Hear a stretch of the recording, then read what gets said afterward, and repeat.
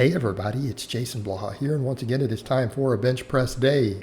But a quick reminder for those of you who watch these videos, please remember to click like down below, click like engage, give me your comments.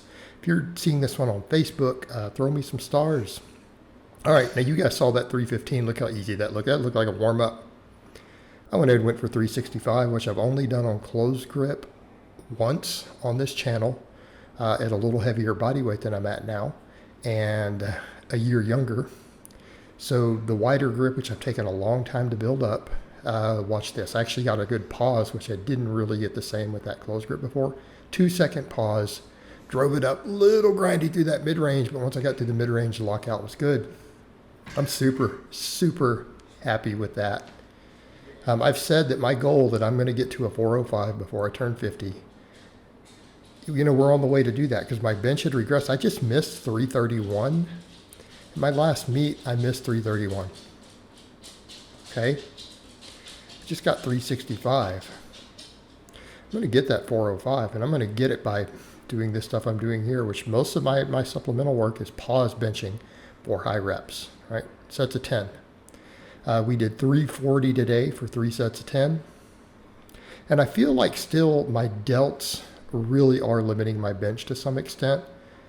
So triceps are no longer limiting me. I do feel like I need more shoulder. As far as the pectorals go, between I think the front raises or mainly the pause benching, my pecs are going to be fine. I do 3 sets of 10 twice a week on pause bench with a nice long pauses with my wrist stacked perfectly to give the best lengthened position on the pecs. So even if I adjust grips to find my ideal grip for max effort, I'm getting a lot of hypertrophy there from the way I'm doing the rep work. Now, could we make the argument that if I start arching more and take a wider grip, would it give me more bench potential? Maybe. I mean, technically from the physics perspective, it should. But right now, I just need to keep getting brutally strong. That's the sort of stuff I'll worry about when I get to 405. Let me get to where I can consistently at 405. And then if I need to try to manipulate things like that, I can. But let's just get that brute strength up. What does brute strength mean? You know, modest arch, pinkies on the rings, pauses, heels flat. Right? Let's just get strong. And I'm not to say there isn't something to these other things, particularly when you're pushing the limit. But might I point out, current strongest bench presser in the world, raw bench presser in the world, doesn't do that stuff. Julius Maddox, he's inside the rings. His pinkies are not outside the rings. Modest arch. The guy just comes in and just mugs it. Okay. Now, granted, we shouldn't always use those outliers, but he is showing that if he just gets strong enough, it'll be fine. And how do we get stronger? We build the musculature. Hey, so for my back work, I'm just doing normal barbell rows, aka pin leg rows. Right? Come in and do these twice a week. My lats are jacked. My lats are crazy big right now. You guys have seen I used to do the shirtless pull-ups.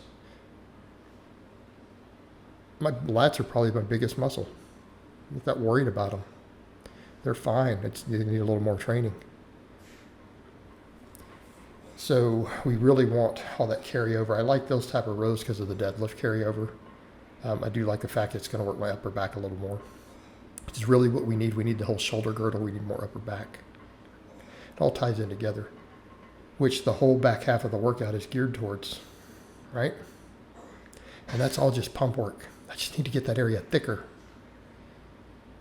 So the other stuff here, we mainly just worry about the pause benching, doing some barbell rows. This is our staple. This builds our foundation. Notice it's all dead stop training. Strict rows. I'm not cheating on these. Now, if I can do more weight if I do a bent over row and use a little body English, these are strict. When you're doing them strict like this with pinkies on the rings, notice that wider grip, pinkies are on the rings. I know it doesn't look like I'm really splayed out, and I think it's because number one, I have really long arms. Number two, I'm probably bigger than people realize. That happens to me pretty often in real life. People who see me online, they meet me and they're like, you're bigger and you're taller than we thought you were. It's kind of funny. I don't know why people don't realize I list my height and weight. 5'9", 225 pounds. But I think because they're used to people lying on the internet that they see me and they're used to guys who claim they're 5'11" and then they're shorter than I am. Oh, internet. All right, so everything else is just arm work here. My JM presses, I feel like the JM presses have done a lot for my bench. It's hard to pin down in different phases what gave me the best benching because, I was doing so much band press downs with the JM presses when I had the 365 close grip before. But I wanted some phases where I really just push these JM presses and notice the benches come up. And here's the thing, I feel like the bands really help the lockout. They help with the elbow health. I feel like the JM presses help you really get your triceps more involved early in the movement because they load it heavy. Where is the JM press loaded? At the lengthened position. That is where the most tension is placed on the tricep. You've got a heavy weight in that lengthened position. Not only is that responsible for a lot of our hypertrophy, but what else? That lengthened position is what gets us drives us out of the bottom. I actually think when we see all those studies showing the long head as you get closer to a max gets more and more activated, I think it's because of the bottom of the bench. Having to get the weight moving out of the bottom. So there's tremendous carryover there. Now, if you start struggling with lockout, what would you really want to do? Well, more band press downs, close grip benching. That stuff will help a lot. I'm trying to just get powerful out of the bottom and then drive through my sticking point. The sticking point's in the middle for me. That's my sticking point. If I can get enough speed out of the bottom, I can push through that. Push through it. And the triceps will help me push through that too. So for me, it's all geared about that. All of my training here is geared towards getting me moving out of the bottom.